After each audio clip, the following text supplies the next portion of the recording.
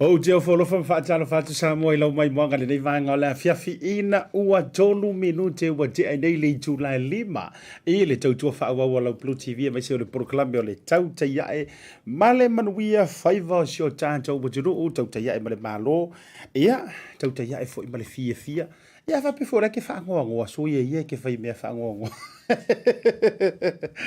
Malolo na sai malole lava papale Samoa le atunu pele le loto male nganga male fa moe ile nei fo ia so tofi ile mai ai fo o tiute ma fai va nisi o tatou e be se fo nga luenga sa pale fianga ye ile nei yaso e a mai lo waso e a mai le nei yaso sa e fai me fia ia pesa e fai me fa li sa e fai me fa no noa ia o te fo ia ua e fai mea whaanoa noa o le aso mātanga o fie le ai se ti munga ia mātou I au kirani nei.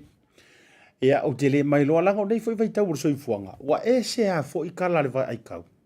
E se va ainga I tutupu I lea taimi ma lea taimi. Peo na whatura o tala I le taimi no Samoa. O le tala I o le tau I Samoa. O le a matua to ulu ti munga I le aso. Ia e umalele nanta e au rua tu le aso ile audi. So le o lai sulu matango fie le lado no winga. Ia ua whainga kahanga e makea. Po le atonu le tūlanga e iei le tau I lea taimi ma lea taimi o le aso fo I ma le aso. Ia ui o lea swafa manu malo ke riso te ofo lofa ma whaata lofa tua I lo taupa ia malo o tau malu. Ia me se fo I o woba paanga ma mai le tātou poro kalame o le Tautai A'e me se o le tautua le Blue TV.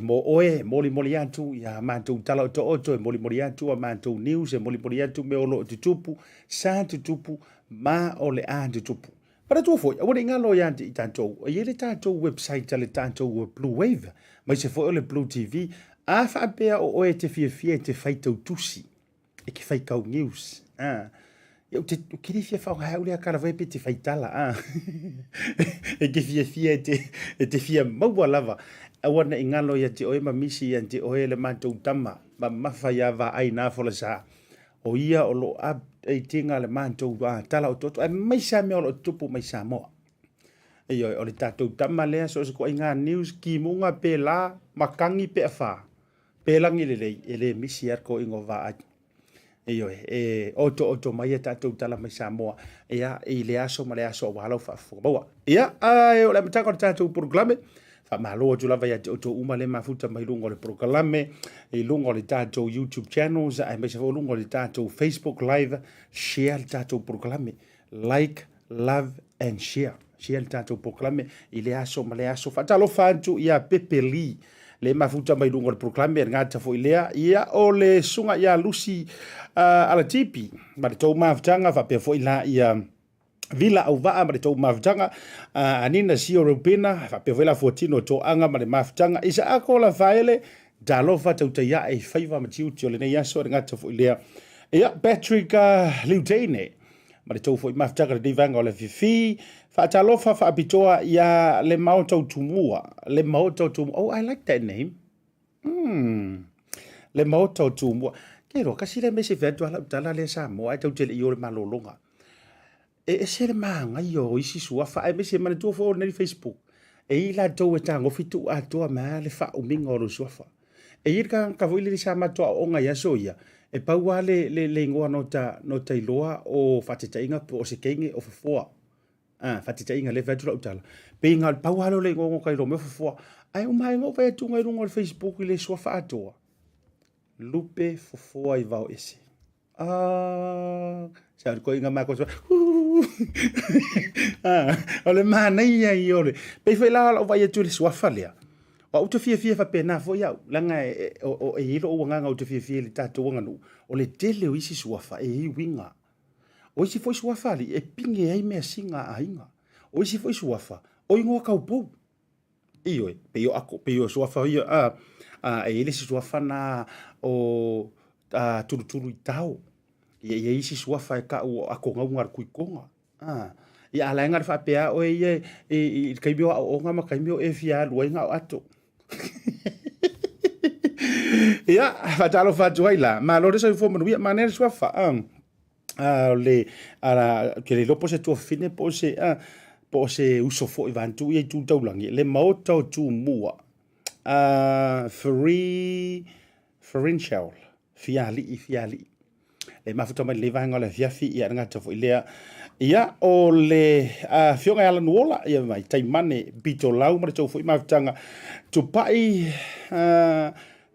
a feta fono fili au mali fono fili au mali ia le mafuta mai ngol programe mai se fo ila ia le fionga ile le polisile o le tanto Blue TV ia le fionga faumui le fionga fui mono le fionga ngafitasi le fionga ia nai ia mar fatu Sahara le mafuta mai ua sasala ku lava mongongi o le falifu pe es falifu kalu le tati tau falongo ina le taimi ia anga tai lea o le tausala ia pea ioe au ke o me mai asa unge sa tono le tampo kala me le vanga fe Melanie Hockham ia mai se fo o le tau mafutanga fata lo fatu ile to fale me to faiva por songa ia so a le fale luo le tau ainga so a Lawrence singa ula anjing ia me se fo ila o le tatou vaenga fo ile le au koso ma le au solo ia me se fo le fretua o le songa ia sua ia me se fo le ainga o lo mafuta mai ngai kumeu ele le vanga le fiafi fa talo fo ia songia ma le tutonga me se fo nga ruenga mo no fa lo le vanga le fiafi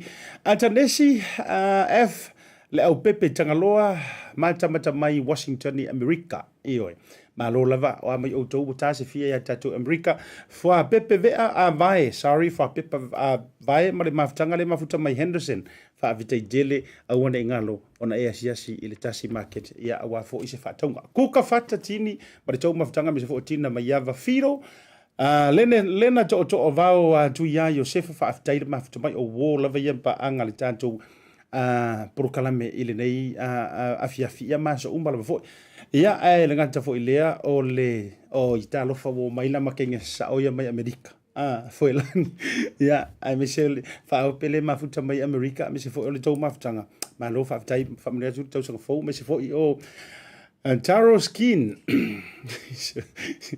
o isi esa wai lama o isi fo ingo isi kaimi e fai ole manga ia ai sa fo isi ingo isi kaimi so e maka ke ese fo iloka ia ia da lo fa se uso ya taro skin skin tap nga futanga tu nai ti tahi pei bore rua ai o ke veko ka kale pi fie fai ma manga bisika ka fama ia vai na ka ko e sa wale amakanga skin taro skin ko skin taro ia ai ngata fo ilea o le songa ya talofanga tala ofanga le mafuta me le vanga o le fiafi fata lo fo folo fatu tato malolonga a fo mai uanga ngamu mai ala tau mamante tu pe se koko le sale wata pena mai le tu sala ya pia ma join mai lo ngol proclame il le vanga o le fiafi ia wa fo fa pito ma tato Samaria nga le ala tato sponsors mai al tato fa salon PacificEzy talo fala va samo ka fo ngai mala o ko ngaru au lo manga le ko i ava pe tu za ili se lu au wa fo ia to na yo le sama so ta itasi e te maua le Tasi Market tātoru au felesia whako a oto me le sau. So mai le tūlea, o tātou whai pālang. Felesi na wafo, ngā me felesia ke maua i le Tasi Market. Le gata i lori tātou talo ni wele ar kama mai fiki. Karo pingiki fo i lele le pink taro. Number 1 pe api ni waila e ofa Tasi Market tātoru au. Maua fo i tātou maukeni. So o si tu ai ngā saise, se mana tua fo i. E mawhaionga whai ei wha ausi. Whai ei kuka ese. Di liu mai le tūlea, le te sisira mai ai, angi ese, maali ia, o lai sioki langi Samoa, aveni angi mo te minei ro ainga. Maua mare tātou popo, e whai ei lau pepe, i nei le Tasi Market. A whape foi ke aunga kae valu popo, e ai foi le apa pepe. E maua foi e tātou whasimoli ngosi mai lawai nei tina mata mai tai i Samoa. Le wa whatau ina i so o si tu ai ngā lanu, so o si tu ai ngā manongi ese foi. E le ngata i lea, whaupo foi le tātou whanu Samoa. Le tamasasa o le ai nga mo ngase ia ai me se for fa i le no lo tino fa pe fo tatu sa manga pe o lo bo fo tatu lenga to sisi mai o le tatu wa Samoan turmeric o tatu lenga tai le o le kama le o ava ma le tuo te mo sama le o falu bia le tatu ava o mai la ia le vai nga mo le fa na ulaiti ma o le tatu vai o fulu ma o le tatu vai lafa o ia kama le su e le to tele ia wao le foi vai tau ma tua pi le mange sorkingo mo ma tanto mangesia mo le fanau ia e mai se foi o le tanto vai tale ia o le vai fiva so si tu ai nga vai mo le fanau e te mau ai nei le Tasi Market Samoa e tasi lava le fa lo e te mau o mai o lo mai na o le Tasi Market Tasi Market, the taste of Polynesia and your affordable local.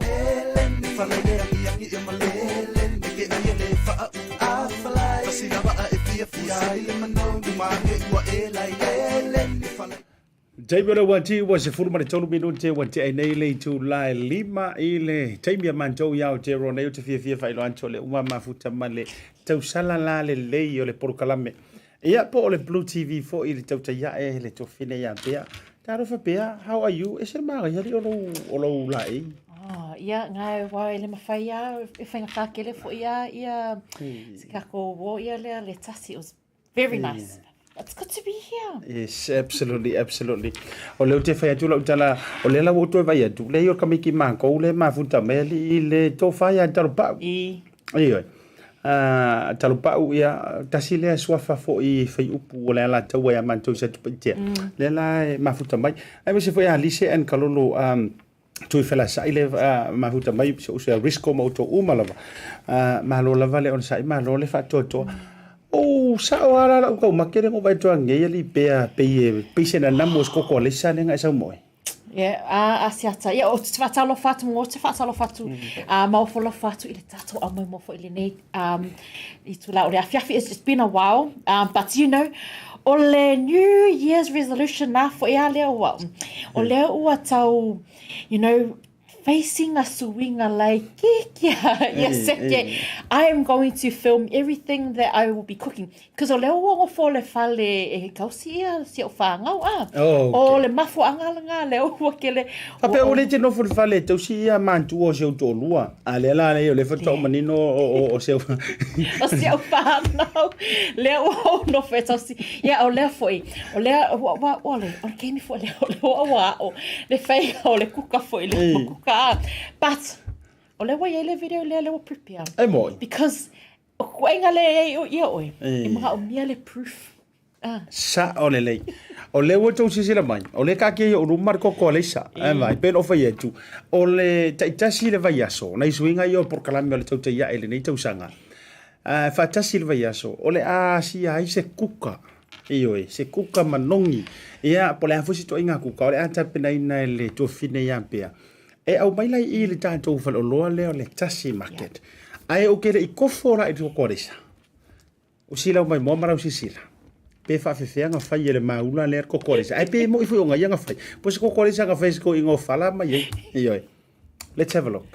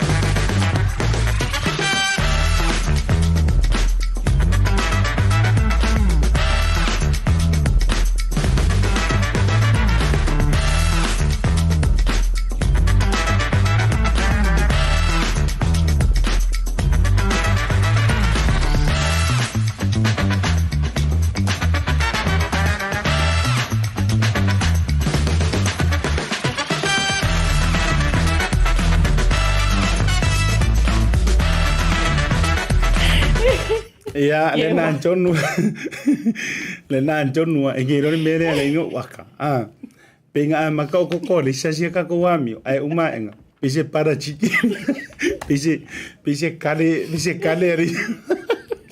Ia ke loa asiasa. Te ola se talis. Pero ole kalia ole wafai ole modern day kokolesa. Afa pe o ese ka ke pai ye. Ia ole wafai ia le koko ia kuwe fakasima le lesa. 2 in 1 na le special la le wa mo le Tasi Market. Ia ai ole antofo. Ole antofo. Vai ngofia wo so ile moa. Ngofia so ile ia le moa. faisi fa fo kanga ka kele ari Maria va pelino ai se kofola malanga e se meren ko sira mai e se la kamale la kangola ko fo wa ingredients io le se ai ko ko se kango e fa makala di all the ingredients ole koko Samoa all the way from Samoa le o tau nu mai I le Tasi Market ia fa pe ole tato pe masangi from Samoa sa va I popo ia ole suka ia ole vai e ko o ma whakasi and ke lole special ingredients le wako I ole made with love ole ua comments mai ia lino lea whamu mo le ma le coconut cream everything ole e kalia lea ole 2-in-1 asiata ola see my preference I like it when it's like this e la tala le o fa uso le wa ai le lisa to ino markoko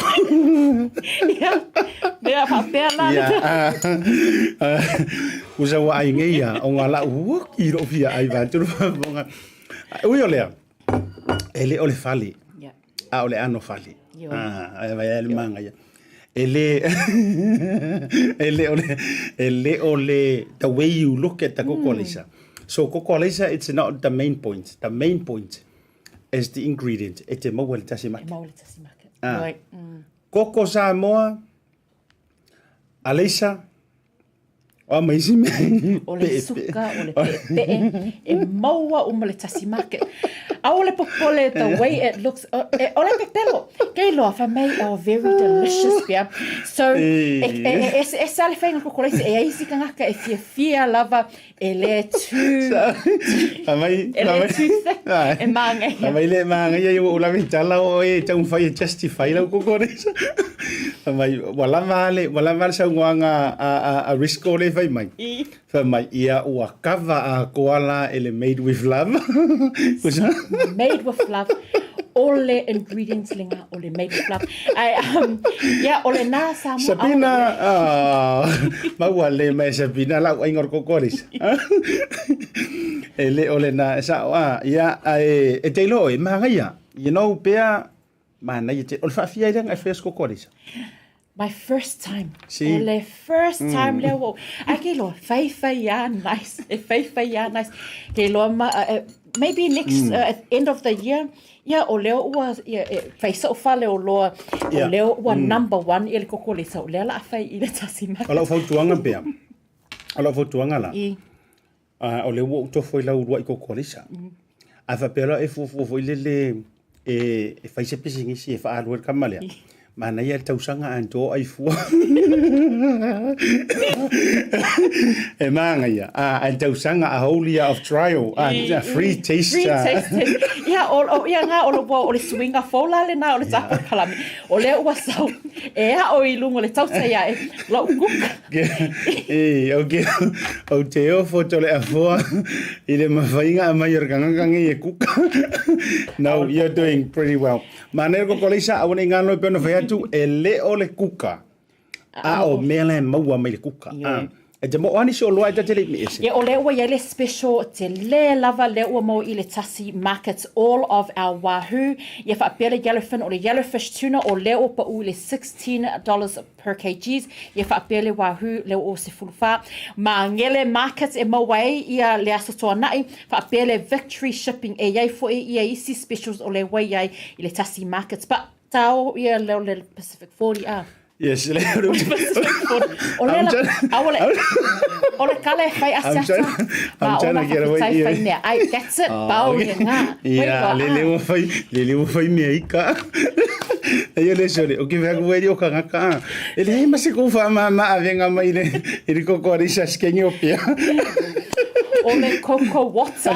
Ya ele.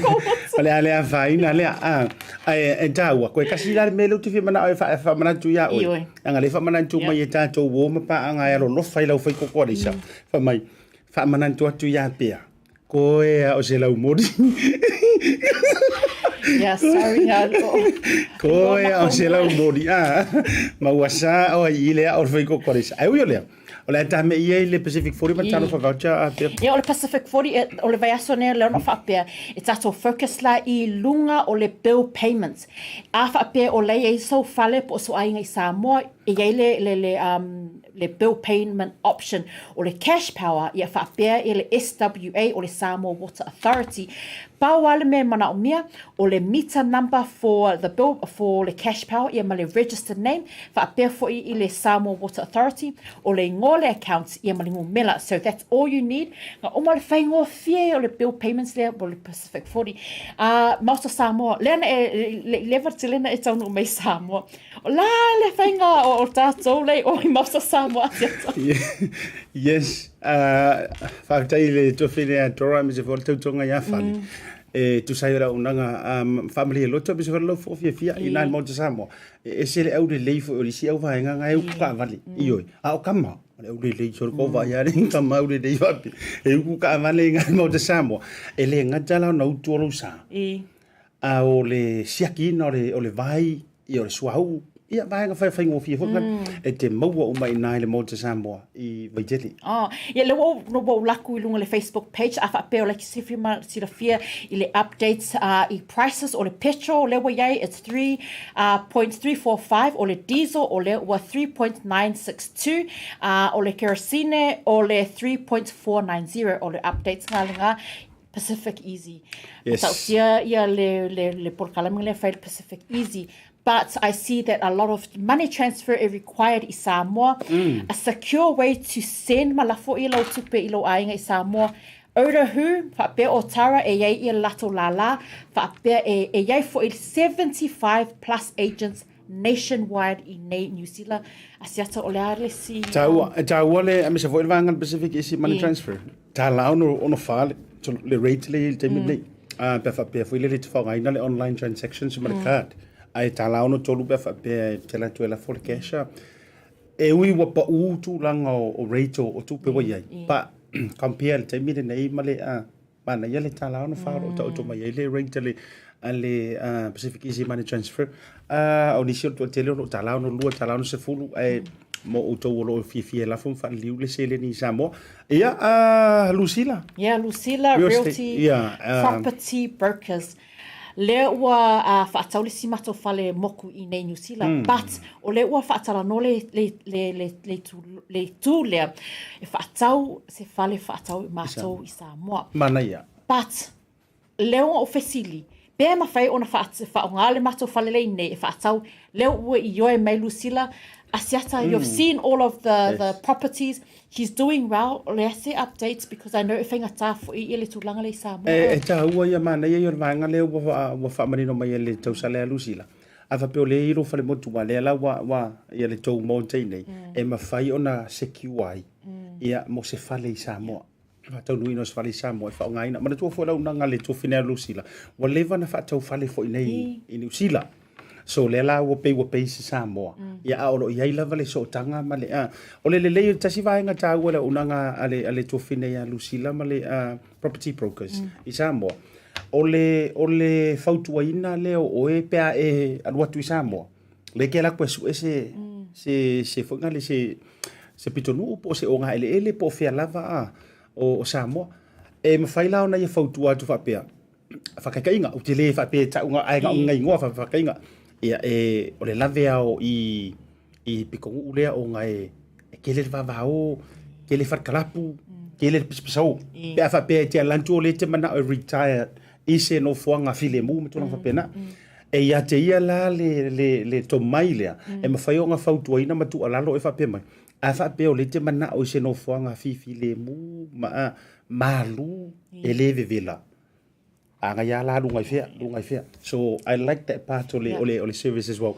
Ale tausala ya Lucila. Ia mo le famalo mo fa tele. E si vai ngata wata te tu malo longa tu la ngolta fa pto. Le a sata pau lava o le tato tuipui o le asoto na ile la fai le umana fa sala la lunga ile tato Blue TV. E taua lava o le walu lunga e numera ale tato COVID-19 there is a new variant. So o le Pacifica Family Health Group o le watutu fa tasi a wa ia le ngā solo ia le tuipui this Saturday. Sandringham, all of the details are online. That's it from me.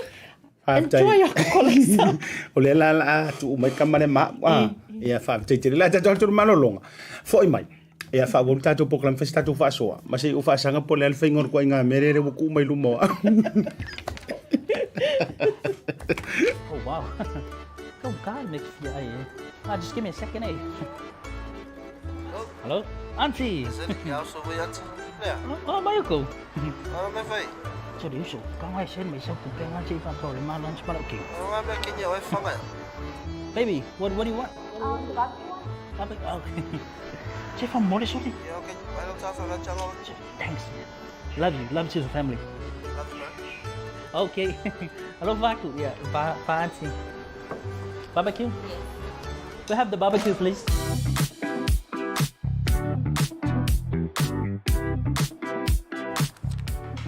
$1 for voucher.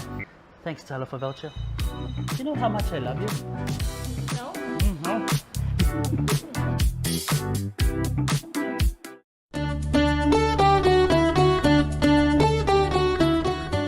Malo lava. Ua whawhaingoa nei le PacificEzy o na lafo se leni a inga mawo I Samoa. Ua iai le lato au nanga fo e tā ua o le PacificEzy app. O le au ngā o le nei app, ia e mawhai iai o na e lafo ina lau se leni, mai so o se nofuanga I so o se taimu. Whaau ngā le Apple Store o le Google Play e download ai le PacificEzy app I lunga o lau telefoni whi ave ai. Whaataita inga, tatala le Apple Store o le Google Play. Ona e tango le e tā e tutonu le PacificEzy app. A tau loa sila I le icon po le whailunga o le PacificEzy. Ona e tango loa le e kiliki, ona a matai loa lea ona download le app. E iai wha maumanga e mo o mia, taipei o lau tusi folau, po o lau laisene ave ta avale. Mani isi wha matalanga tā ua e tatau ona wha atumu, le a maea ona e download ina le app.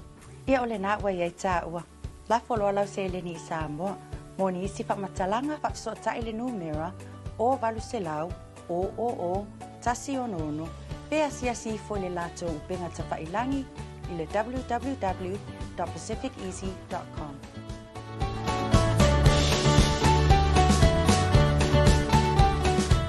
Taimura wati le o afa tonu le July 5 ile tautua male unanga lau Blue TV le nei vainga o le fiafi. Ia a fitua u mai le whaatala noanga male to fine I ampea. Ia olo o pia ngai madulanga I tau I whaalau I loa me se foi ia o e tala mātua au unanga. Me se lar koko le sale. Au tau le vai e te au le vai aso antoa ma le whai ungon le vai aso. Ia lono winga mantua I o uva la vea lea ngai le whaingor koko le sale. Ui o lea, na talo whantu ia te utau kuka whatatini a se fōli no Samoa na ngalo tu lima. To whina toa whale nua malo lava, long time. O maile nai tūlangi a se fōi o le tō whaia whatata manti. Le lua ma le tautonga. E le dei vanga o le whiawhire mafuta mai nai sini au se tā lia Ian. Malav, whaftai mafuta mai le dei vanga o le whiawhire ma se fōi. Lean Mikaeli Sista, so le se so I koke whaki ngā unua ni ia pia. Ka ua ni le supo le sani ia. Malo lava, o le tāua lava fōi o nai vanga whapene. E toi whawhangu I fōi ia le pōle le sau kuka. A wā u te whai atu e kele mai fōi ka la le si kangaka. O le sifi o aunga kaya le whaise kuka I tono le ainga. Ana sanele, taimo whamurianga I runga le proklame, me se fōi whaala I au mana whamalo si au te ilo taimi, me se fōi ta Ndawa Ioane, Andrew Papali I whape fōi la le sunga I a salari upena. So le veta tu sani ma le mawhitanga. Do lepa sa to mai le mafuta mai era ngata fo ilea o lau olive fa unga bare to fo mafutanga tau le alo le mafuta be do proclame me se fo o leo o to uma lava o mafuta me le nei vanga po fo le tafor ke lope alo fatele ato mo o to le te leo tesa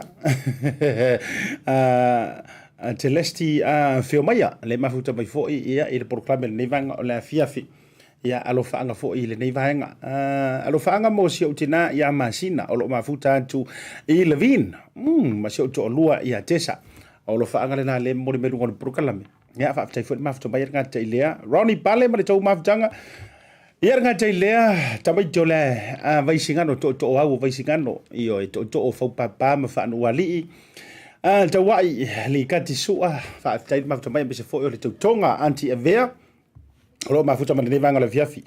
Quincy Elizabeth Moisea, le mafuta mai ina Brisbane au se Dalia fa avtaitele le mafuta mai mai se foi su ngutu en limu fa avtai mo lo fanga ma le mafutanga I le neivanga o le fiafi mo to umala vo wo mai le tanto porkalame.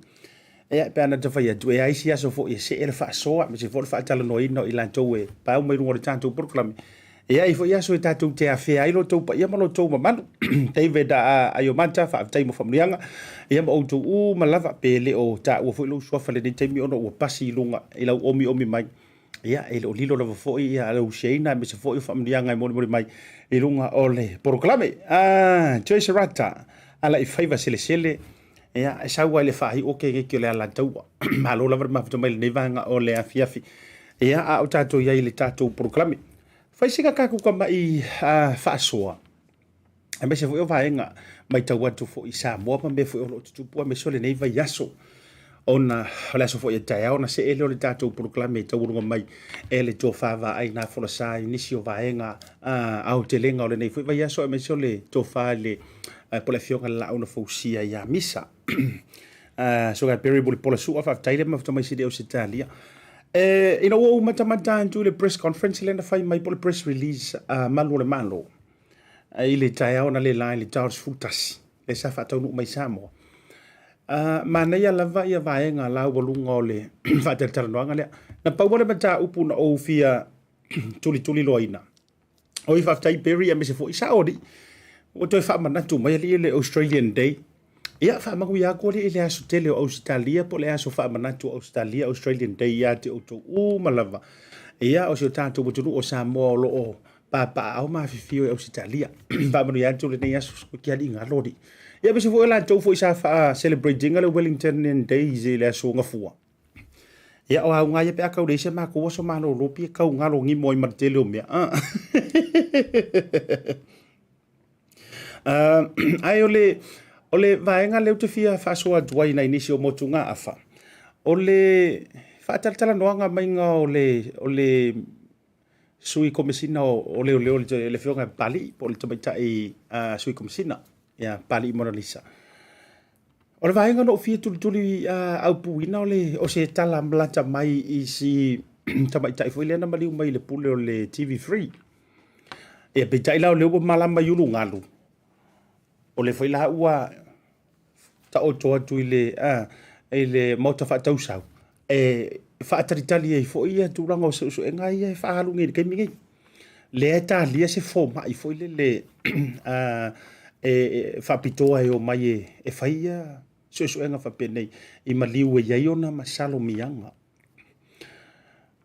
va rongo la pe o se fulu lu ai la I ma tatu tino maliu vai atu alo to pa ia mo to malu ma fa fonga mo wa Samoa o le ua se fulu lu ai ia tino mali liu se tatu butunu o le lava e ta oto fa penei panga yo le ta oto fa panga ti o le tautianga ia pe o upu masania I Samoa o le ka o ko ele o ia se tulanga ona o lea e fa tali le avangoa mai o le fo mai fiki lea ia ilo na to mai fa pitoa e nante tango fiai mai ilo inai peso e su e nai tulanga ai e maliu fa fo se fa penei e ia ilo na masalo mianga oni tulanga fo ile sa tulai mai pe sa tupu o fesili la le fesidero ma fa pe angale tangata valeina nei pe masalo mia o se tangata valeina o le pule sili o le TV3 lea o le a kau vave ai ngei le au mainga o se kangaka o tau toi fa foiro ma fau e le tamaita ile na vatula na fa fesili o kire ma o tele po o la tu sof ai isi kama ka ile nga faila nga fa fesili nga lela le sa toi tuli tau ina ile fesili ngia o le sui komisina o leo ma fa pea onga ole fesosonginga le ua approve mai malo ma tole na fatara no le komisina il proclame nafi lungo il proclame nafi a ole la ua failo mai Mona Lisa po pani Mona Lisa le sui komisina ole ua approve leo le pui nga foi le mo le sunga atu le pa ona ola na tusi talo sanga mai e fia mo mia nisi ni malo e pui alo na saunga le mu O le fasili la lenga fasili ke nge le tele lope po le alfa le fa sala lau ai lenga fasili fa ngai na lenga na Britania. Fa amakala e ko ke faia le mea lea pe a fa pe o kusi a kusi kanga kai le kau o loa. Ia ko ingari ka ko pa. Ka ko ia au fai popo. Le ka o le suru ia le au fai popo le au fa amata la e to te consider ina. Ma vave fai i eise kou fai unga pe a fa pe o le a mako kusi aku. Ua kau la makia lo matou ola. E ma fai kou fai eise mea lea. E uila sa pe onga ua kou fai ar mea lea ona o kuila epa. Tula ua fo i a mangingo ama malama ma fau fau ila tau fo i e lango i a tuila epa. E lisi mea la asa i e fua ma ili fie fua il fa soa i a lute fai atu. O lea tau te tuli nga le issue. Kau ke le o kurikuri ar kangaka o le issue. O ai e wha vave ele whai ngole o le au nganga. O ai e wha si loa. O tau moma. O ai e vave ai o nga pisi soro leo e whai. A o ai e wha kerengese. Ma wha koso ai lava, ma wha koso ai lava. Lea la wo o mai fo ilai le melea. Whaamanta ana le wai ele kawilo ngei por vai aso fou o pomonia por vai aso fou por vai aso ngua ua kaungu le fo mai le fiki ua kaungu i Samoa o pomonia la utala le te fai atu ele kawilo ai taunu whaamaka onga o lea ua maliu le tangata tau o loa o le whaasoa ngā le no mana e fia tatu whaasoa e open discussions lava Whaamanta ana le maliu nei se tangata o le ta o se whaaruru tulo wa le to fine fo ima le anga ia te au te ioi le whaangangaki wa kaunga whai su e ngau ia mea. E su e fo ima wa e kanga kaua nga whaia ngei kūlanga wa sola mai fafo. Wha koe fo? Whaamanta la o a umi lava la alu le kausanga whaamaka o le ka whiri sau ngoa ma whaarua i le kanga ka le whaia ngei mea. Pe a whaapea e moni la tau whaatou whala inga ma le masalo mianga e malo le malo. They treated this case as a murder. Ai whaamaka o le a whaavave fo inga kaungu uaku ia o le a vave na rua turfo mai lea o na o lea la pressure koe kangaka e hoi kupi. Se o le mea foi lea la inga pe e kele inga kau o le mele le pea le inga kele fo inga kau upuia ma kau sakia le pikola au lea. Le anga te ilo le mea maalia na manino nafi. Na manino lava na nafi. O le upu moni lava. Na manino na nafi le whaasoa ale komesina o leo. O sorry ale minister o leo. E le fasi vai leinganga. E le fasi vai leinganga tau fo ilele kau apo ila ufa alongo. Ai au te le imana au te toi tau fesilingia. Ona o leu te ilo le fai malo longa mai le fionga mingiska. Ai eila o fasi fesilinga fai anga ngafi. Na tali ai masau no ai ngi so o ko le mai mo mai na lato apo inga le fesili na yele sau no anga le fionga minister. Ia tatia tu ale matanga luenga. Ele au yeila au ia. Ele fasilinga nga sau no le fionga mingiska so ngafi. Tatia tu ale matanga luenga fu lele. Ai me se la le mele le nga kusi mai ai tuila epa ua fia manga omia. Ua fia mo omia. Kusal menga ua fia mo omia se so songinga. Lela na sau no le fiona mingiska e tatia tu ala lela ua tali mai le matanga luenga o malo le malo. E ala mai le sui komisinga. Lela la afi. Lela la ave fu ile au wadi ia fa fa fenga ruenga only ar kaimi o kaimi fa fenga ruenga mo o fisili la nga lela fisili la tama fo fa ele fa pe ku oi la loma na nea le nga ruenga ma le o nanga peitai antu mai le va inga la utele le fo inga fa mangingo le fionga mingi sky le so nga fi tu la nga ia tau ia ia tau ia lai whaka oko mai lalo le. Lai ta oto le mai lalo o le wha avaeo o Constitution a se tātou matunu. Whamai o le mea mua lai umaloa sauai o ka ngaka kukusa mala ko yaka. E mo ie, e watu e iei o tātou wā, ta mali anga, e iei fo ia tūlanga tauoloa, e iei fo i whaailonga, e iei mea whapena. Ai ahui la lo moa ia kakau. Ai longa o iai, sea ia kakau e whailonga mai whapea, a whai o oi o le fō mai, a whai o oi o le loia, a whai o oi o le mingiska, a whai o oi o le whai maumanga, ona ese la ia lea o le treating. Paula nao nei vahenga fu ia no ta whaalongolongo koe ka ika le press conference ana lela. Po o le press release le na whai mai malo le malo. Paua ngau si ka mai vahenga fu ile no ta tiru ta ita iai. Pe wha mantala lela ak vavenge ile ku le ingo le melea.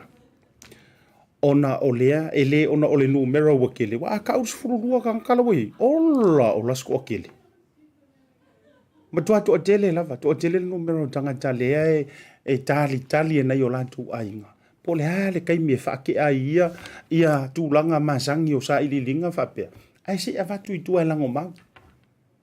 Iwe, la e whakarikali lava nei ainga. Ia alea lava wala kuirunga le whaingu mela. Sau le valu, sau le iwa, sau se furu kasi, se furu lua. O le a tonu la le tūlanga le o le aiai, o le a vave whai nei pe maua mai se avangoa o le ngifo mai e kasi. E whaatalitali umai, o le a vave maua mai ngela se avangoa le fo mai, ona o le pule santu, o le numero au batele, pe o le a vave maua mai ona ua iei tangata tau o loa, ua iei tangata maua lulunga ia, ua iei le melea, wa afia. O whea tonu la le vaenga le la a fuaina vave au mai le. O nei vaenga ta ua ia, e fo inisi o cases o lea, ta te nofo mo ta mafau fau ika ika. Ia, lea ngai te lea au le tangata ia au le la au, e le whapela a mea, ona ua le whaia iota tangata maa. Au le te le yo isi fo i cases ta te nofo mo ka kufesiri lo ka mafau fau. Po lea ea le whainga sa onga o mea whapele, a me se a fo ili tūlanga i, te tonu se tanto kuturu. Ka ke le ilo kongu po ai, po le ale keise se vavenga a mai kua, o le ale keise se vaveo nga sa ili, o a fo i mori mau e vaku e kaudia, a o a mori mau e vaku e le kaudia.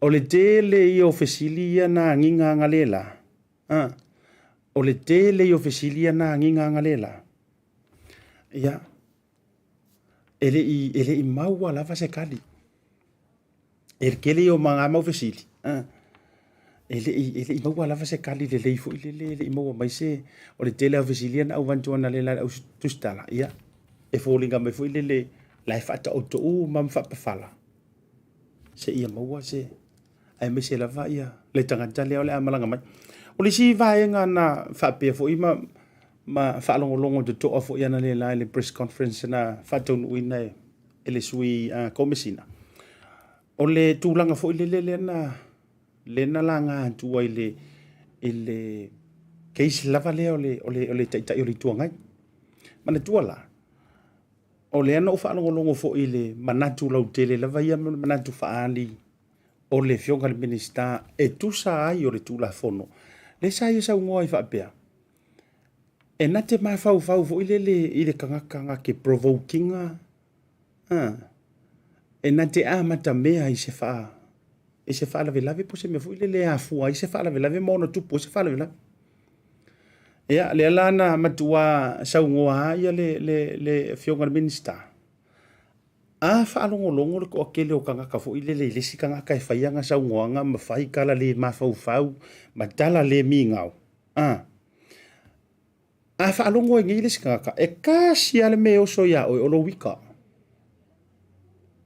so e fea la le ko inga mea e ia ke oe ke fai kala le ke fai kala le anga ai te lore mea ai se mea la yo no o fa fitai le wingo la tala e silia kula ya te e silia tu ya te u at least o la sa wa tu la e pai o la sa no i ruma mai sa yo ngo foling fet way fo at least la o le ai sa no sa o ia o le sa ngo sa wa ku la e pam fa ri me ngo foling e se mai lai le au pala ai foi e se mai le au pala ai foi e ele ingi mo mikula tangata ita o mikula le kelengo mai lungo por kalami yo mai fai mai le lo lanto mai fai mai le lo lanto loto le fai mai ma fa tu puita mana tu foi la ai vai ngai lai for folanga ai vai ngai for folanga tangata ye tele na fai atu ya ilanto ye saka le ya ilanto le ngutu le anga mangutu pua ama vatu fa fonga zamo ka fe ai lo kingo o e se kangaka o ingala te lo ai o le nai te provokinga o nai te amata mea i le fa tu puita Eoi. O le ka ua ia fo i o le vahenga lea. E le leila ia tea, o whawhetai e robinga o lau tala. Ia antui la epa. Sita mama tua ia antui la epa po le sunga te tai o le tuanga. Le fo isa avea mpale mi e tau sanga e. Te le tono Samoa. Whawhekai la, o la e sau lava i ona fōlinga malanga press conference ia so uma. A o oe lea ke fia ke fia le leiva lea fua ia kula epa. E fia le leiva lea fua ia la auli. Ai whao ngama iai lo le ma fau fu le e te whaatupu ita ai ke lafi e le inyo fōringa. Ia ka whiwhi ai maua o kaka. O le winga lao la o whaasoa. Whaamanta e le o consider ina fo ila e leo. Ai o iai fo ise la ko faukuanga e avera i ko inga kankale. Wa whakekeinga. A whaapea o a umala uporo kalame. Nga olo u whai kala whaai kalava. Nga olo u kau whaaleanga ki mai ale camera whaaleanga pai. Ki akure camera whaaleanga la whai. A o walu wakula i mea whaitele po no whanga whaitele. Ku mailo kangu sisi. Whatu whate tainga. Ai ke le ialu i leo. E ke koe ngofo le leia i lalo mai mawhau. O le a sa umea o whai. O le a kongu sa umea le whai e a fuai nga poki whaafua se iaka ika i se mea whaikele. O nga e mawhau lea. Ai whaamantala e alu e ave leo. Se whaamole leo. Mo mia se sosonginga mo fa mai lo makanga ruenga o le sosonginga. O le sefe. O le sefe o kaudi alo kingo vo le ke ferro ruai. A fa bela o lenga kali mai le sui komisinga ngale la fa mai. A tusi atu le se kangaka wala makia longa soifua. E le vave ngi fa unga leo e o mai. La tote au ililina. I like that. You know what? I really like that. Fa mai. Ma ko ke au ililinga le leia o le fesilila. O le alau au ililinga le la fai. Se ia mai ngai whakai ka inga. Se ia mai ngai lungar kama lea po le harmea le ngai kangia. Fa penga. Se ia mai ngai lungar se kako su enga kunga polo failor kama lea. Ai se aia le ngai pe iei kangia lea pe afa pe ore kau fa fefe. Ia sia kia kulo. Ki mai roi lunga ngai anga mengi. Ola. Ia fa pe lo mar komisinga sui komisinga. Ale kio. Ale tens. Sai lor kami kiki fa vale isa vai. Ale tio fa mai. Kio. Ala ai. E fa penga. Nga kilo ku ala fa sa iri nga kilo ku. Why was he being threatening? Or why is his life so elo se kango so e ma faile investigations pe fa pe talila. Ele va via vacuar ma ko puipuinga ali esa ai ni momo. Su e akula o asianta mala na fai por kalame na o le tau faaleanga kau faaleanga e feoso ai malfeika o ngaka. Le upunga le ke provokinga. Terms nga fa masingonga. Benga mafua iseanga ika riska ngaka ya oi. Fa pela sia kia ko leo. Asia kia ko leo ai uma ngo fa mai. Sedi. Ia la ka ko pui le ile pa wanga me ia fai ngor kau ai ma ale I kai fu ilar fa fi ke ku. Io ia fa peo wa paka ku e fa fi. Po se ko ia inga la e wa ko lo ngai va se fu. Fa ko fo. Ia ko ia mai lo la ia sa ka fu ilanga fa se fa unga leo ia ko sa fa fonga le mai o le ke kangi mai mai. E tauna va tu ma to so songinga. Ai conditions or ma so songinga. Ku ulau mea ngai fai. Ioi. Ku ulau mea ngai fai. Wa ele mo mia le munga o longu. Leu tita no fala o tele. Ele fa peke munga. Ai o ku meo mafakianga ia ki oi. nga vavere o lo mo e mai pie ki ola pala ai ia ele te fo ila ia gea ula ia te lo ala e toa tangata e fai sa o mai luma a ole au pala ai ngumera kasila ka mai e ka o mikula o inka ko mikula e lunga i so vai ku nga po inka ko mikula po inka ko mikula e lunga ka ko prokalan i vai le misi a mo mikula tamaya e sau vo ile le Batman mai le profile e sau le Batman le profile e ale ngaka ke vai ko ke funga la au pisi au ki e ka ke vai ku nga sau pe le na tonu o le sifi le ngau pala ai e te lora la utala maua o e kanga ka le ke fai fai ya ka ro fai ka fefe e te fiu fo i lava e te e ke fiu fo i lava e te tau tala noa mai ma pole alo wanta mai ma lo ma tau tia mau fai longa e lafi kuor pola mai mau e mai mau fu o e io le me ala nai maua e na on a moment I reveal lai ma find out el tangata ia o ke angi leo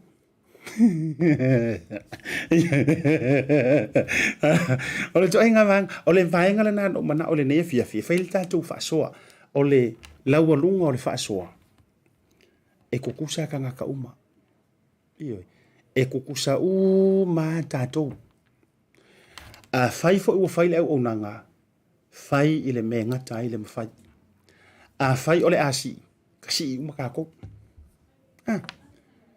ale upu fa Samoa fai wa fai ya mafai fai fo ole anteu teu ya mateu ka ua yo ngamia aua e te fai mea fa au pe fa pe o ele sulu fanga iai mo se puipuinga mo se mapusanga fo ele fa pe fo te fai atu a mena o malo le malo le nga o tatou ni tangata tatou te le ato atoa e tatou te le ato atoa ole mea moni lava ia o le ale au nanga o lo ia te oile fai le benga kai rom fai wai pe ano fai atu la utala o le upu moni lava ana ua ta ofi le tau fai o taita ava kuia fa penga ua mafua nga va umi le fonga va ua mafua nga va umi ona e yai kai ele o kau mo fai kau sir file mu o ngei mea ma waka kovu feso po iai mo tatou vai sa ele fa finge o ele ya o hai ya o fia va iai o le ko wa fia va mai fu le ala inga va ku le winga o la tala anga ua fa sa o taita e tau sir file mu le ai fa fonga mai ka le kai peke kai o le kua ngai peke kai o le malo peke kai o le a fai e te loa e le o mauar file mu yau saunga o ela le ki fa ku fa la vi o fa ku nga mar ma ko kilo a fa pe fo e o fo ya ma to fa sala lau bonia e pe no to fa yentu e nga o le ma to fa iva o le langa tu langa e tilo ai e kau fa ale o nga kasi fukia ma le mele Pela le to inga vai suale le nga fa ku ngai. O le ale umi fa kali ka ko fo mai fa pikole sa we vai ngai kanga kaia le ko sfulua. Ale nga amaka mai lava le la kausanga. O le ale umi. O le na tala tatou poras mai au kuso. Le o sa vali le lima le o masinga. Iyo. Ele o le me tonu le sa tauna va ve avelo ir fa mua. Le nga o pele nga mama e ainga. Longa lua. Wakaunga su ai la mio kongu po fela la fia ir ka mio valea kanga ka le masalomia pe afa pe oni fa lave na masalomia i le fa o nga lima wakausa ili ingai me ange wakuku wang uma enga wa le vanga sikisengi usira sikisengi euskari po o ya amerika nga fa fele na fai to e tele tu pe le malo e to e tausa ili ai ko kausu e ko ki po ki ku Samoa e tutu mo la to morianga me la nga le ala inga na laina langa o le faivala le na io ma tau fa sala lau o le tau kurkule yak ai le ai se me la le fuanga pa i fu mai kai fu o e fa sala le fa sala lau io alu pe fai lau fai tala e lunga Facebook e le se me la le fuanga e le fia o ia pe ama tau nga ia tu issues These are the issues. Ma tau te leo whai atua, o ngā o pai mala whai le kaung ka whiofi mea ia, o ngā o la whai le ngofu ka while ai, mau ke leo whai atu whapena. A o issues, ai se hai whatu ai ai. Longa lua, e whako a fusi o e pe a whapea i eiso kulanga lau alunga. Whako a vavele mi ngoi pe a whapea o e ke kau oloa. Issues la na le wha leo e tangata whaasara lau. E te tau waina minoi umare to tele. Ai le whapea la a whapea mai ono o mātou le tutua le afi o hangi afi o ave pea ia ila tau le tutua afi. Ma vai po o iaira po o sa orpo kalame le te whaingoa ino le au tutua afi. Ia pau ke roa ia po kalame whapea ngā. Karia la tau ia o le free will la na ia le tangata ia. A ofo ia ina wha le tonu e alua fo le tangata ia e tu mo ia la vai ia. Ai o le aunga o aute ma le tūlanga o le tātou porokalame mai se o lau whaasoa. O foi mara o whai whaasoa le na, e le foi so anto atua. Whaafonga ma sila le atua. Ai o le mātou tu alalo, le anga o whai vai, ko sila oi. A vange ngai e media ngi usila, media Amerika whai ngā malo. E matua le anga e tupu le whaatua tua ile. Ia, le na. Sa oi rako no makua sa vai. E le tupu le whaatua tua tau longolongo, e tupu le whaatua tua ile whai te tala solo. Ma lolo le sa ile nei vai ngole, fifa le tātou whaasoa le na, me se le tātou proklame. Tātou atu le malolonga, foi mai. Tātou atu i Samoa i le tō whāwa ai nā furasa, i e tātou update. Ai whawhidai tele, me se foi o le nei whawhiawhi le tātou, pea na ta whai atu au ia, ta tele e apo ia le pola e motu mai tua. O hai fo le tangata whai e me se fo ia mātou le au whaasara lau, o na mātou te talo, ia matua wha manu ia le atua, sautua whafa manu ia ia te oe. A wha peo lo vai vainga o lo fufonga e le mawhaina e tautala ni upu le lei, o le mātou te talo, ia wha uina lo fufonga, ia sui nei lau tautala, ia matua tele upu le lei e tui lo fufonga, e te tautala ele ni tausanga. Iyo, afa pe o fainga ma kau ngalo fo ile o ia opule le na matu o mantua. Ia le o fautu atu asiata. Ia, te taro ile tu e vatu ni opule le lo fonga. Ia wa de lo wa tu mu i opule fa le. Fa vitai ate ila to wo lo langolongo ina me se fo wo ma pa anga mai. La to fia e shele nei por kalame. Ia me se fo le tanto fa so. E me fai fo e fa so mai lungo pengo de tanto por kalame, fa so mai so fina ngalo. Ia e me se fo yo vaenga. Ia e fa alo tele ai, awa lo pomong. O le tele o sulu. E tele fo i fienga o taimau. O lai fa fonga mai o le fainga malo, a yeise me tasi o te fa fitai ai le fainga malo. E la tou te amana ia le tu alalo. Iyo. So se kangaka ya mga iasku alalo, sta nganta le lei o nala. Famnia le tuatu te mori ne fia tuatu malolonga a foi mai. Ona tanto atu le va ai ia mo tanto update le nei vanga le fia.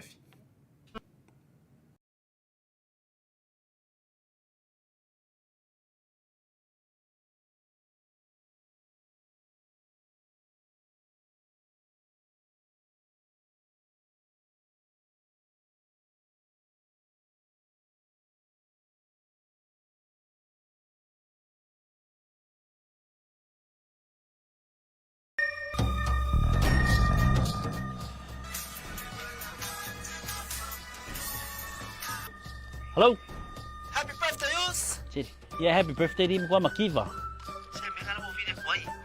Amo yo kolos fanga mo vakulo tara fanga jo celebrate los fanga yo tsamisina. Sorry, e fia po. Seri. Anga me kasi los fanga o silpe fia. Uso, kan yung kokongi member fufu. Yeah, okay, so ifo. Pauso. Thanks, sis. Send love to the family. Okay, bro. I love you. Love you. Maloso. Oh, Talo, welcome to Tomasi. Maro. Bem, Talo from Pacha.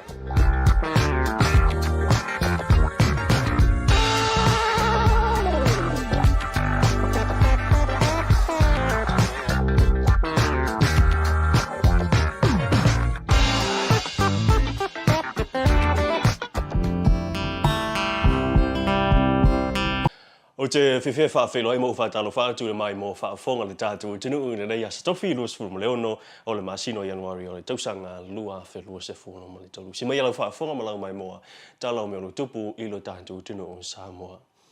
O le haso na nafi le aso lulu le aso lua se funo mo le lima o le masino Januari lua whelua se funo mo le tolu.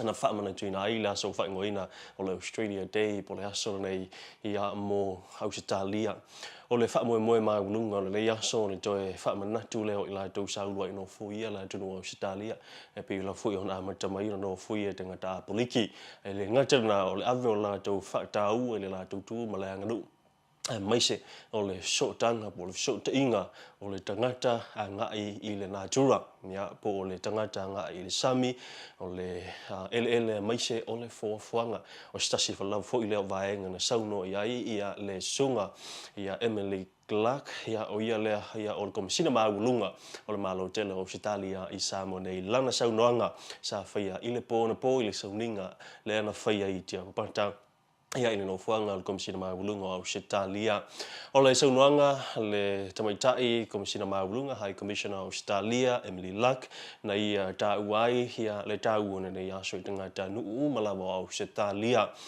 ele ngatana ia sa be fo ile avanoa ia e fa vita ai ia nisho tunu lo fa pa angol malo tele Australia e pe lo fu ona ia ile tatu tunu o Samoa nei isi vaenga na fa pena ona affair ile sa noanga sa tai komisiona maulunga ia le tunu Australia o tulanga I tau talonga leo lo fa pena fu ona tele ile sa o malo Australia o lo ia ile tau mafinga o alo mafana ina ia maua le avanoa e fa lau tele ai le taleni o talonga na fel tamataia Emily Luck ia le tulanga maulunga na o ia I Samoa tawala tu ila na aula kapiliki le toa Samoa le na fa pena ona sa ilisa mpini ai ma le aula te Australia ile nei tau sa ai tau sanga o tona I lua fe lua se fulu ma le lua ma ua fa mau tino mai nei ma fa mau nia e le komisina maulunga o Australia le fa mau tino ai pe ma le fa mau tu pe o le sotanga ba ma le lata o te lua tawala tu ta longa ile la tau kalame ma le vaenga bo fa ingoina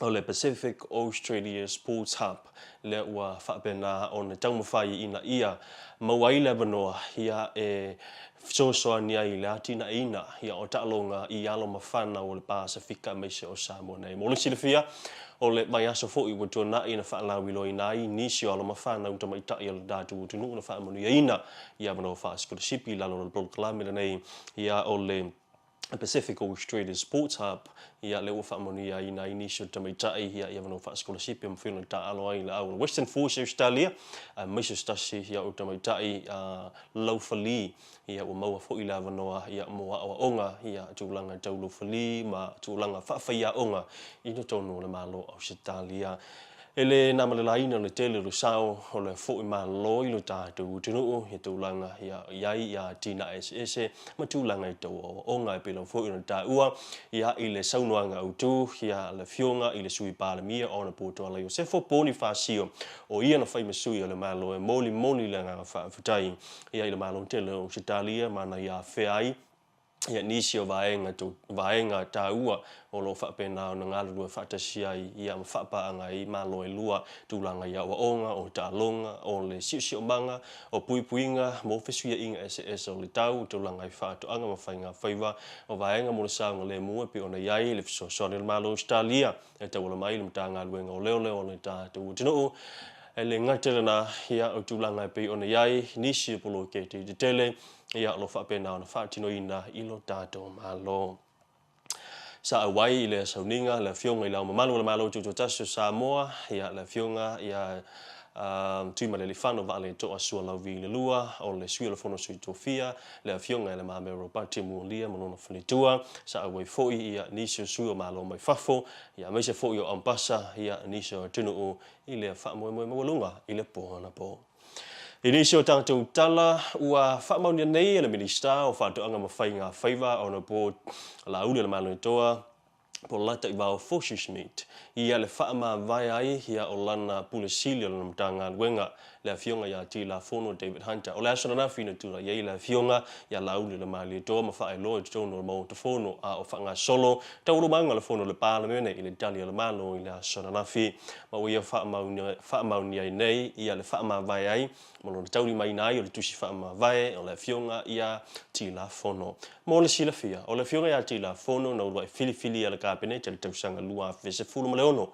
A o tula e mai fo I le fionga ia lauli mali toa lauli le mali toa po late va fo Schmidt ile to finga le minister fa to anga ia ile na fo tau sanga mai le toa te liu mai ai le fionga ia lauli le mali toa ina tu lai mai le finga ma lo le fast ile lua fe luis fo le das ia o lo fa au pe le tautua le fionga ia tu la fo ma ulunga le fa tai le fionga ile le minister o le tautua le fo tamali I lo ta to no mana ia fa tai ia lo na sao tele ile tu langa o fa anga malavai ngo whainga whaiva I Samoa ma o le foi o whaasile zila wha ala waitele ia I lunga o pengo whamatalanga le PacificEzy le toi sa ili ai ia o se ofisili o pūlenga le matanga luenga o whaatoanga ma whainga whaiva I lo tātou tino. O le sosa whaiesa whailo inga masani ala tu stala mai se fōi o le matanga luenga o leo e pe ona ia I le tātou whelo inga ma le suika masina le matanga luenga o leo sunga pali'i mona le satia I keti I le taia o le sol I le tāo le sefulu ma le tasi le ofisautu le matanga luenga o nisi o matau pula o lunga pe o ne tūli loa o le matau upu I le tamaitai o autea loa pesa mina mea o le sa avea ma pule sili ia stasi o la anta whaasara lau la tinu le TV tolu ma ua wha maunia mai nei e papali'i ia ua tau fia nei le tino ma liu o le sunga ia autea loa se ia mai a suenga maisho ta o tonga fa abitoa le o fa tali ai ia ni fo mai fa abitoa ma le malo fiti pathologist ina wa mai ai fo ina la tu ina atu ma saunia ia sala tu talo sanga ina ia to talo sanga ina ile fo mai nei ina ia mfai ona to malanga mai fa tau wina ma fa tinoina suenga fa abitoa sa ilia ile maliulilo o le tumata ia o te loa pe sa mina mea mo le sila fia o le teimira nei le ia ni fa mauninga ma ni fa mtalanga mau tutu e lo ai o le tamaitai ia o te loa ia e ono afia ia I tulanga o se o mata upu tau fasi ti tangata pitai o lo fa pena ona faisu suenga le teimira nei ia e le matanga luenga o leo da ia fa mauti no ma fa mau sali ai ia tulanga ia la to fo suenga ma le mafuanga o le maliu o le tamaita ia o te loa pe sa mino mea ma le tātou tala muli ua talo sanga ina nei le matanga luenga o leo ia le malu lau tele o le atunu upule ngali ma fai pule ina ia ngā lue fatasi mo le matanga luenga ma te tuina ia nisio ila to lau fai ta vale lo fai pe ma mausa ia le fa opopoino ni moli ala tu ta vale ma se foi ia o nisio vaenga ia o la au fa leo tele leo e fa pe na foi ia mo tulanga ia la tau pu ma o le ua fautuaina ai ele matanga luenga o leo o ai lava seiso la tunu o sila fiaina se aveta vale ma seisi ia e faia nei tulanga ia ile tu sai ma le tula fono ia lipo tiatu ile matanga luenga patasia I ma le numera ia o le license pole number plate ma fa pena fo ile talo sanga matanga luenga o leo tu ina mai ile au tu stala ma le au fa sala la o le tatu tu ina ia fa pena ona lipo tiatu so sei sila fia o iai se tangata ia na te whaia nei tūlanga o le tusai ma le tūla fono tawle afi ilo tātou tuno. Manu ia tele wha moe maufu whangara rea stofi tātou wheloa ila so tai ao whasoi fua ia. Taro whalawa Samoa, kwa fo i mala o ko ngaru au ro maumanga rei ko I. Awa pe tau sa ili se ru au o wa fo I ia to na i o la sama so ta itasi. E te maua le Tasi Market tātoru au whelesia whako a oto me le sau. So mai ei le tūlea, o tātou whai pālangi. Whelesi na wafo, ngā me whelesia ke maua i le Tasi Market. Le ngata I lori tātou talo ni wele ar kama mai fiki. Karo pi ngiki fo I lele le pink taro. Number 1 pe api ni waila e ofa Tasi Market tātoru au. Maua fo I tātou maukeni. So o si tu ai ngā saise, se mana tua fo I. E ma whaionga whai ei wha ausi. Whai ei kuka ese. Di liu mai le tūlea, le te sisira mai ai, angi ese, maali ia, o lai sioki langi Samoa, aveni angi mo te mina I ro ainga. Maua mare tātou popo, e whai ei lau pepe, I nei le Tasi Market. A whape foi ke aunga kae valu popo, e ai foi le apa pepe. E maua foi e tātou whasi moli ngosi mai lawai nei tina mata mai tai Samoa. Le ua whaatau ina I so o si tu ai ngā lanu, so o si tu ai ngā manongi ese foi. E le ngata I lea, whaupo foi le tātou whanu Samoa. Le tamasasa o le ai nga mo ngase ia ai me se for fa ile no lo tino fa pe fo tatu sama nga pe au lo mo fo tatu lenga to silsila mai o le tātou Samoan turmeric po le tātou lenga tai lea o le kama lea o ava ma le tua taimi o le sama le ua whalumia le tātou ava o mai la ia le vaenga mo le whanau laiti maua le tātou vai o le fulu maua le tātou vai lafa ia le kama le su e le toa tele ia wao le foi vai tau o matua pi le mangeso le kingo maua ma le tātou mangesia mo le whanau ia e mai se foi o le tātou vai tale ia o le vai fiva so o situ ai ngā vai mo le whanau e te maua i nei le Tasi Market. Samoa, e tasi lava le whare o loa e te maua umai o loa umanei na o le Tasi Market. Tasi Market, the taste of Polynesia and your affordable local.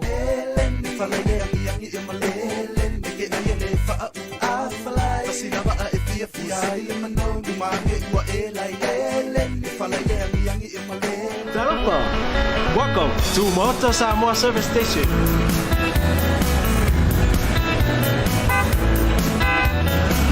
Talofa! Talofa! Talofa! Talofa! Talofa! Talofa! Talofa!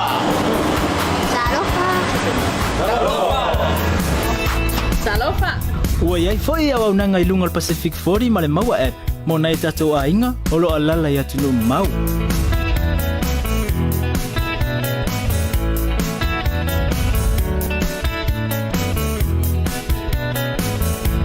Tonte pia pia, ona pia mo o Samoa. Papetai la pia mai. We will see you again. God bless.